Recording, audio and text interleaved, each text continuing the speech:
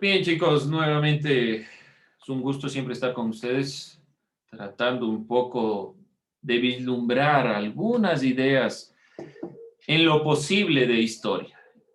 En lo posible, ¿por qué razón? Tenemos varias cosas que abordar y creo que hemos abordado desde octavo, han abordado ustedes y desde primero hemos abordado nosotros desde que los conozco algunas temáticas.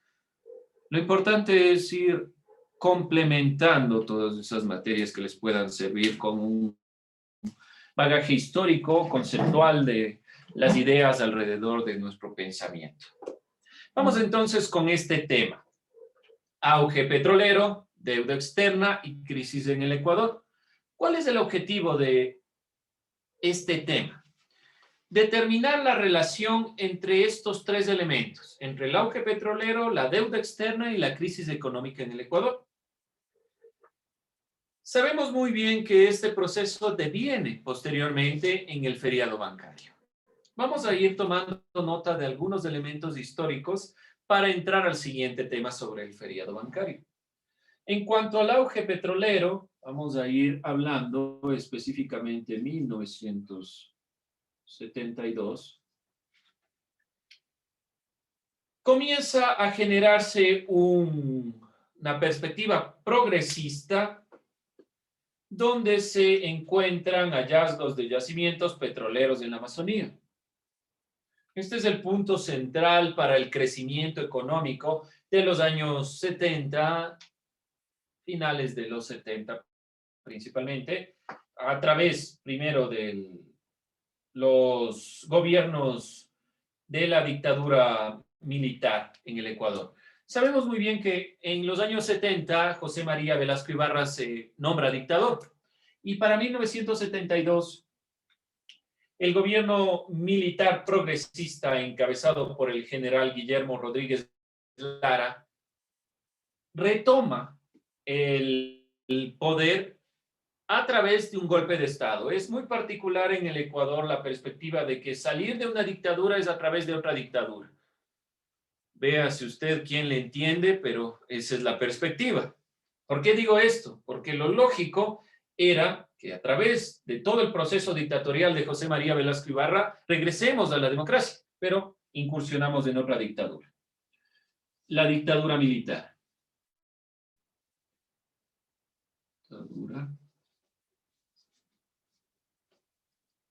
¿Cómo definiríamos una dictadura? ¿Cuál es la definición de una dictadura? Para tener un contexto de los años 70. Recuerden que se están dando algunas dictaduras en América, la dictadura chilena, la dictadura argentina, que son las más fuertes, que más se han quedado en la mentalidad de los latinoamericanos. La ecuatoriana no fue tan fuerte en este sentido, fue principalmente o supuestamente progresista. El progresismo, gracias al petróleo, obviamente, progresista, liderada, fue un triunvirato. En realidad fue una perspectiva de las tres ramas de las Fuerzas Armadas, pero estuvo liderado por el general Guillermo Rodríguez Lara.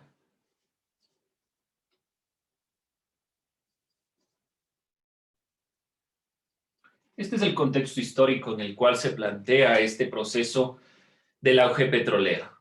¿Qué entendemos directamente por una dictadura?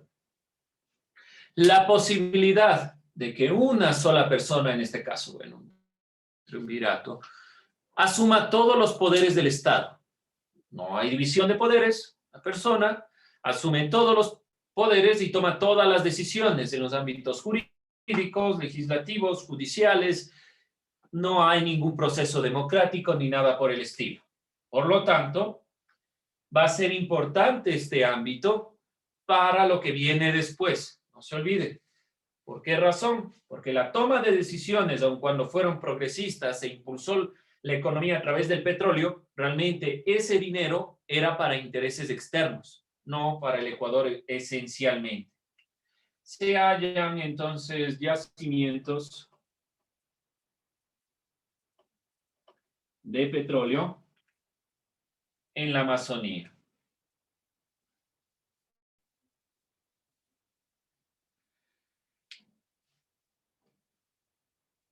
La crisis económica internacional de los años 70, sabemos bien, los Estados Unidos tenía una crisis que deviene primero de la Segunda Guerra Mundial, del 45, es verdad, pero se va generando este proceso, la Guerra Fría, posteriormente la incursión en los años 70 de la Guerra de Vietnam para los Estados Unidos, y tiene una crisis el mundo y los Estados Unidos grave.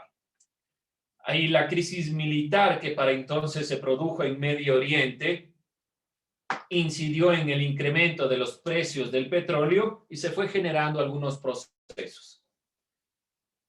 Este incremento del petróleo benefició a la economía ecuatoriana. Hemos tenido dos elementos muy puntuales de incremento del precio del petróleo que ha generado un incremento en la inversión en el Ecuador. La de los años 70 y con la revolución ciudadana del siglo XXI, del 2009 principalmente, 8, que se da todo este proceso. Bueno, en el periodo entre 1976 y el 81, el Ecuador comenzó a endeudarse. Entonces, para 1976 y 1981 se generó todo un proceso de endeudamiento, que era endeudamiento estructural.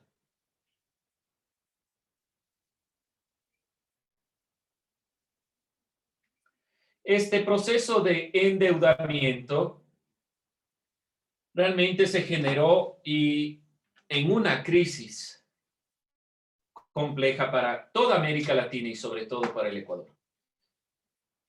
Aun cuando se dio el impulso económico a través del petróleo y el incremento del valor del barril de petróleo, realmente la crisis se generó cada vez más como un inconveniente. Sabemos que para la década de 1980, específicamente de 1980 a 1982, fue insostenible este endeudamiento para América Latina. Se generó una crisis fuerte.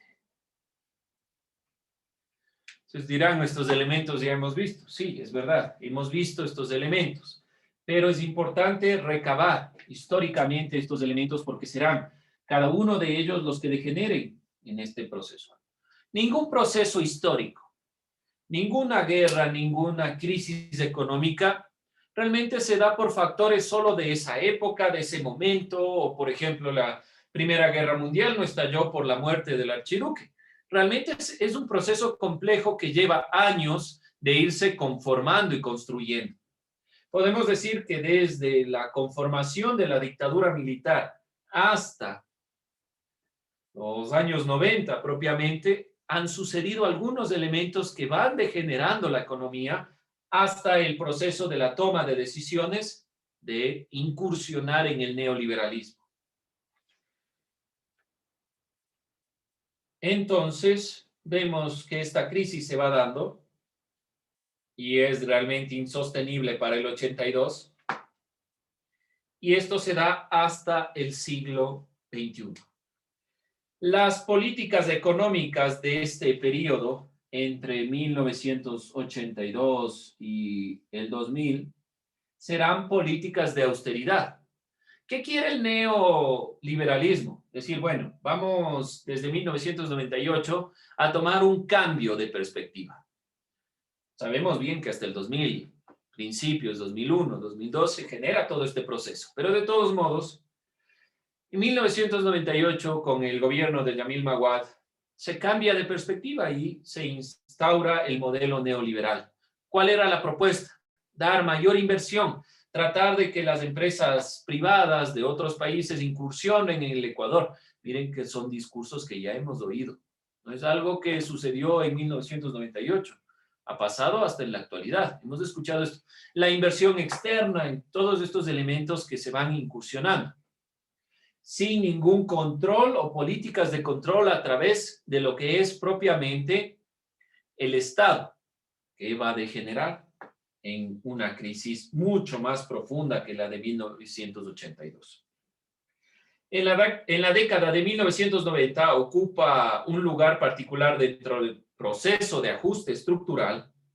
Durante años se lleva a cabo varias transformaciones en el sector público. Se privatiza empresas, se genera un sistema financiero con problemas en la banca económica y vamos a ver cuáles son los problemas. Entonces, vemos que comienza en los años 70 y aun cuando se dio aquí el boom petrolero y todo esa posibilidad, va a comenzar un declive grave desde 1998, que es mucho más fuerte realmente hasta el 2000. Podemos decir que directamente 1990 comienza entonces una serie de transformaciones en el sector público, sobre todo la privatización.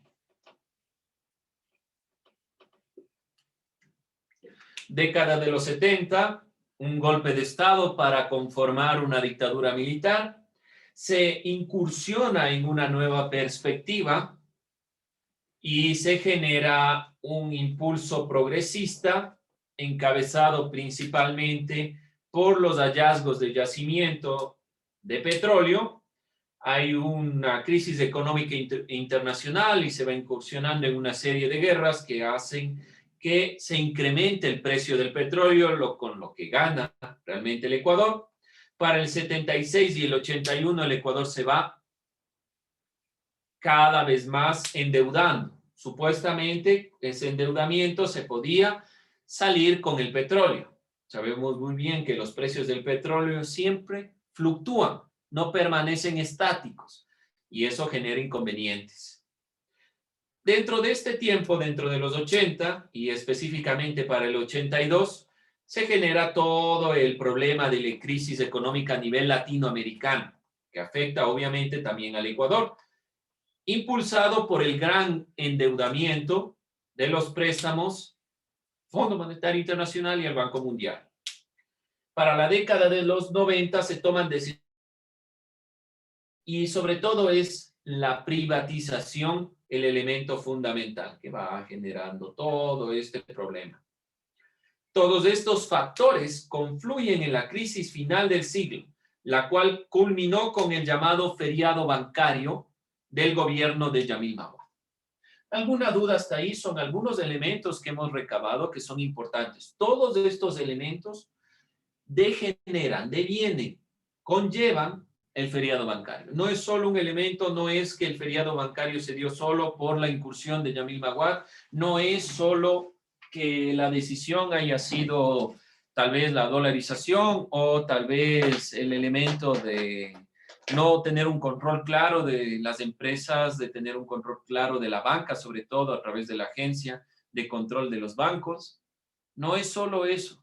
Es desde los años 70 la toma de decisiones incorrectas y no haber utilizado esa bonanza del petróleo en cuestiones mejores. Lo mismo que le sucedió al gobierno de Rafael Correa.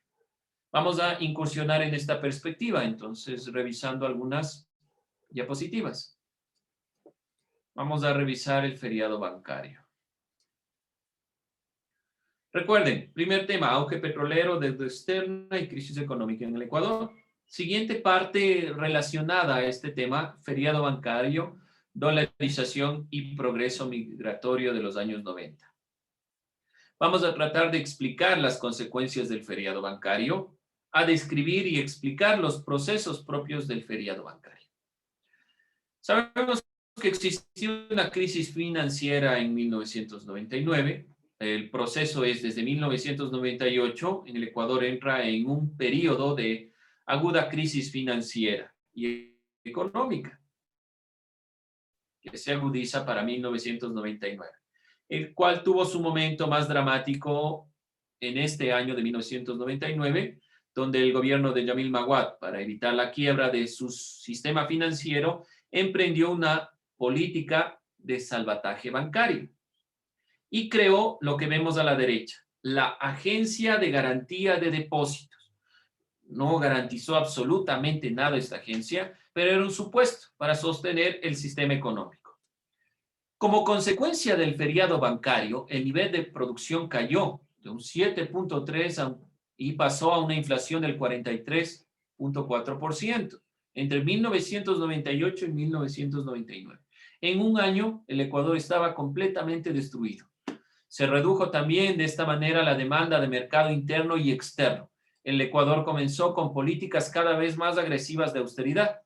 El problema con los bancos fue principalmente que los banqueros se prestaban entre ellos mismos el dinero de las personas que depositaban, de sus depositantes. El momento que no tenía liquidez del país no podían devolver esos dineros y muchos de los bancos cayeron sin liquidez. No tenía la gente entonces dinero porque los bancos no tenían solvencia y comenzó a darse esta crisis que degeneró en la migración. Vamos a revisar un poco un video para ir sintetizando. Por favor, de este video vamos a sacar un resumen. Vamos a tratar en lo posible de ver 2 videos sobre el feriado bancario, que son los elementos importantes para ir comprendiendo esta perspectiva. Entonces, si le ponemos pausa un ratito a la grabación para ver este video. Vamos a ver esta consideración.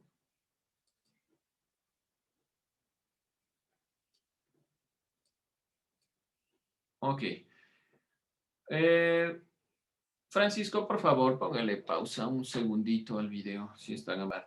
Entonces, jóvenes, como ustedes pueden observar en los 2 videos que se han planteado, los elementos puntuales, obviamente, fueron una serie de malas decisiones desde 1998 hasta el 2000, que realmente generaron un proceso complejo en el Ecuador con estas cifras que podemos nosotros observar aquí.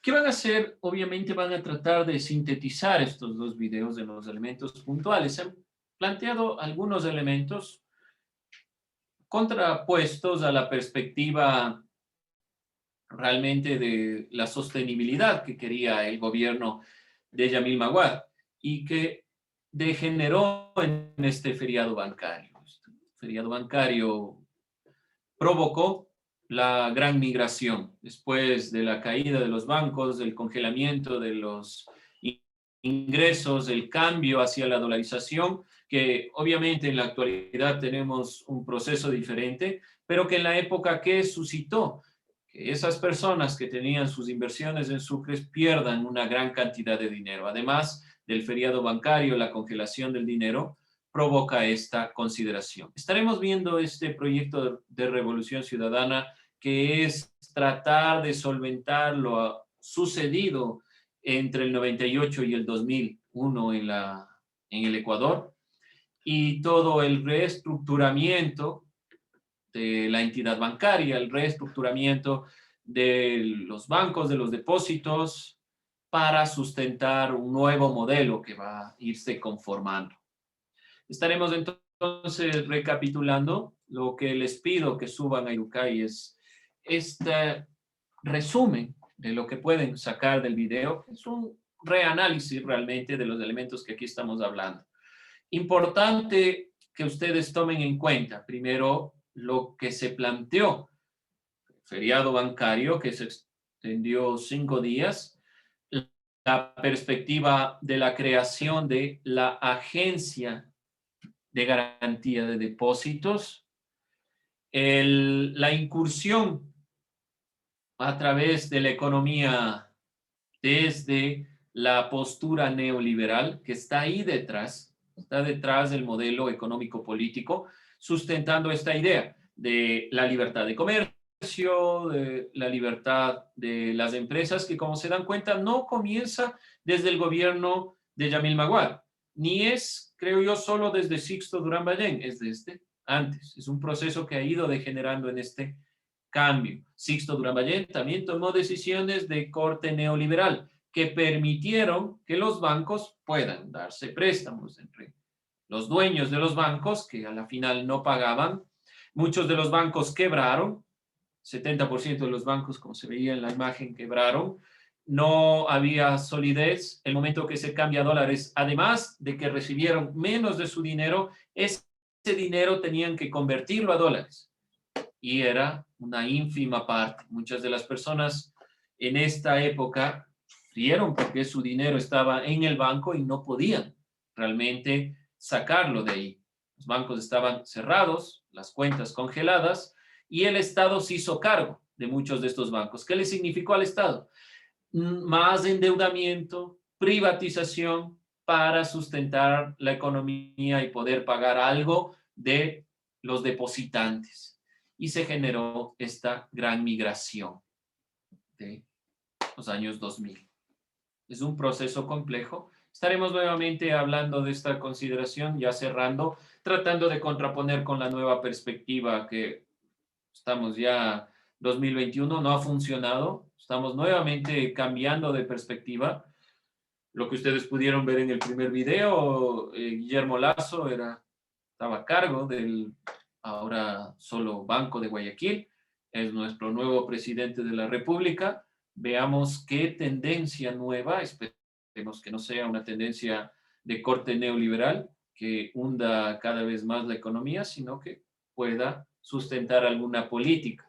Veamos, ojalá hayamos aprendido tanto del neoliberalismo como del socialismo del siglo XXI y no cometamos los mismos errores. ¿Dudas, preguntas, inquietudes? ¿Está claro lo que hay que hacer con los videos? Un resumen sencillo de los elementos puntuales. Muchas gracias, jóvenes. Nos vemos el lunes de la siguiente semana. Les cargo para que puedan seguir subiendo Educay cuando sea posible. Y si no hay dudas, preguntas, no se olvide subir sus trabajos. Suerte. Gracias.